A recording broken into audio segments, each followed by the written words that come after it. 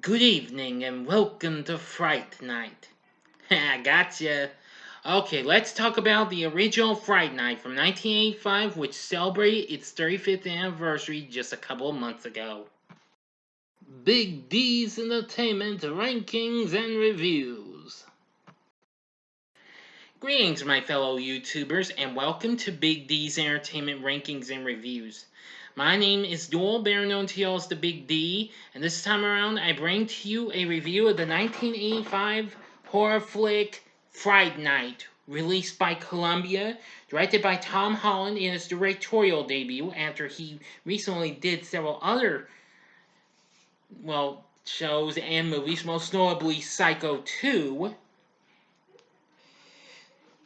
And of course, this is the Tom Holland who would go on to direct the original Child's Play 3 years later. The film stars Chris Sarandon, who also was part of the original Child's Play, along with William Ragsdale, Amanda Bears, Jonathan Stark, Dorothy Fielding, Stephen Jeffries, Art Evans, and Roddy McDowall. It follows a young teen who discovers that his next door neighbor is a vampire. When no one believes him, he gets a TV show host who acted in films as a vampire hunter to stop him from his killing spree. Anyway, this film, after I've watched it twice on Prime, since I've been unable to find a DVD of it, I'm going to have to tell you, this was a fun experience. But let's get into our story, shall we? Now, our main character is 17-year-old Charlie Brewster. He's the fan of both traditional horror films and the horror TV series entitled Fright Night, hosted by former movie vampire hunter Peter Vincent. One evening, Charlie discovers that his new next-door neighbor, Jerry Dandridge, is a vampire responsible for the disappearances of several victims. He tells his mother and asks his friends for help, and in desperation, he contacts the authorities. He goes with a man named Detective Lennox to check on Jerry's house and plan to question him, but his roommate, Billy Cole, tells them that Jerry is gone away on business. Excuse me. While Charlie reveals his suspicions, and the detective leaves furious. That night, Charlie is surprised to see Jerry in his house after his mother invites him in.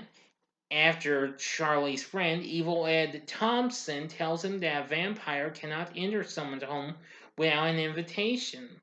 Later on, he gets a visit from Jerry, who offers him a choice: forget about his vampire identity or else. Charlie refuses, brandishing a crucifix at Jerry, but Jerry stops Charlie and slowly tries to push him out the window to his death. But Charlie stabs Jerry's hand with a pencil. Enraged, Jerry destroys Charlie's car in retaliation and informs him that he will do much worse to him tomorrow night.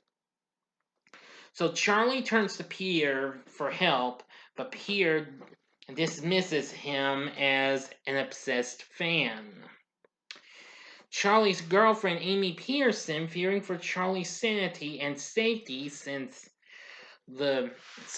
Charlie suspected Jerry being a vampire since the beginning of the movie, hires Vincent to prove that Jerry is not a vampire by having him drink what they claim is holy water, but it's tap water. Jerry has claimed to Peter that drinking actual holy water would be against his religious convictions. Vincent discovers Jerry's true nature after glancing at his pocket mirror and noticing Jerry's lack of reflection, causing him to accidentally drop and smash the mirror. Vincent then flees, but Jerry learns of his discovery after finding a shard of mirrored glass on the floor. Jerry hunts down Ed and turns him into a vampire. He then visits Vincent and upon revealing himself, tries to attack him, only to be warded off when burned by a crucifix. Meanwhile, Jerry chases Charlie and Amy into a nightclub. While Charlie is trying to call the police for help, Jerry hypnotizes and abducts Amy, who bears a resemblance to Jerry's lost love. Now, I will tell you, the nightclub sequence was really something. I absolutely loved that scene, especially once Jerry hypnotizes Amy and starts dancing with her. With nowhere left to turn, Charlie attempts to gain Vincent's help once more. Now, frightened Vincent initially refuses, but he then reluctantly resumes his vampire killer role as Charlie approaches his neighbor's house. The two are able to repel Jerry's attack using a crucifix, though only Charlie's works, since he has faith in its spiritual power. Billy appears and knocks Charlie unconscious over the banister, leaving Vincent to flee to Charlie's house. There he is surprised by Ed, who attacks him in the form of a wolf, only to be pierced through the heart with a broken table leg held by Vincent. Removing the stake from Ed's corpse, Vincent goes to rescue Charlie and battle Dandridge. Okay, now you have 5 seconds to stop this video as I go to the ending. So if you have seen this movie, keep going with this review. If you haven't, you have 5 seconds to stop this video. Go to the description box below and fast forward. Here we go.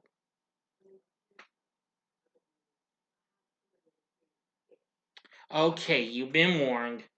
Meanwhile, Charlie is locked in with Amy, who is slowly transforming into a vampire.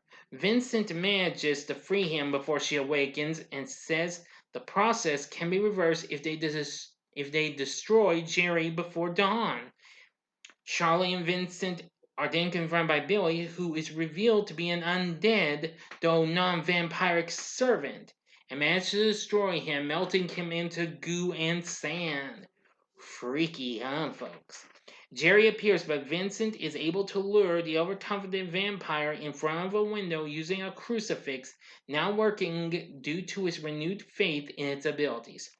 Just before the morning sun, Jerry transforms into a bat and attacks Vincent and Charlie before fleeing to his coffin in the basement. Charlie and Vincent pursue Jerry, and Vincent breaks open Jerry's coffin and tries to stake him through the heart, while Charlie fights off Amy, who has almost completed her transformation, by breaking the blacked out windows in the basement. Vincent and Charlie expose Jerry to the sunlight, destroying him in, wow, a real intense moment in a way. Anyway, Jerry's destruction leads to Amy reverting to her human form, and the three embrace. A few nights later, Vincent returns to his Fright Night TV series and announces a hiatus from vampires by instead presenting Octaman. The series is being watched by Charlie and Amy as they embrace in bed. As Charlie gets up to turn off the TV, he at first sees red eyes in Jerry's now vacant house, but dismisses them. Unbeknownst to both Charlie and Amy, the still undead Ed, hiding in the darkness, laughs and says, "Oh, you're so cool, Brewster." Yeah, he calls Charlie by his last name. Yeah. And that's the end. So, what did I think of the original Fright Night? Well, I'm going to say it was very good. This definitely proves to be a real classic of a vampire flick. Now it's become a favorite vampire flick now, surpassing even Blackula. Because I think the story's really good, the cast is good. I mean, Chris Sarandon absolutely does a great job as Jerry, William Ragsdale as Charlie, and Roddy McDowall as Peter. Yeah, they were all real good. Anyway, and Brad Fidel's score is real good too. And also the soundtrack, which was originally released through CBS's Private Eye subsidiary. It had some pretty good songs on there from bands and, well, other artists. Well, like Ian Hunter, Devo, Evelyn Champagne King, even Autograph, who a year before this had a hit with Turn Up the Radio, as well as the Jay Giles Band, who performed the theme song to this movie, which I think is absolutely really good. I mean, I rank this up there with their two biggest hits, which of course were Centerfold and Freeze Frame. Boy, yeah, I think The horror in this was absolutely real good. I think it's awesome. So, anyway, again, cast was great, the music was great, and everything. I really thought it was real good after watching it twice. So the question is, would I recommend the original Fright Night? Hell yeah! I'd say this is worth looking into. You might enjoy this. But the only way you probably will see it for a reasonable price would have to be on DVD. It has been released on Blu-ray twice, but unfortunately it's pricey now, from what I've read. But anyway, Fright Night, the original, was real good. It went on to have a sequel in 1988, as well as a remake in 2011, and a sequel followed that 2 years later. I've never seen any of them. Now, there was to be a third one after the second one, but there was a bit of a falling out, and never made it. However, Tom Holland says that there is a possibility that he'll be getting the rights to the series and be preparing a third Fright Night. So we'll see what happens. It also went on to have a comic book series as well, and lots of other things. So anyway, what are your thoughts on the original Fright Night? Please tell me in the comment section below. If you like this video, click the like button below, subscribe to my channel as well, and be a part of the Big D Nation. Join me next time when I bring to you a review of another 80s horror flick, Night of the Demons. Thanks for watching. Now, if you like this, check out these other ones. Excuse me. Check out some of these other fun-filled flicks.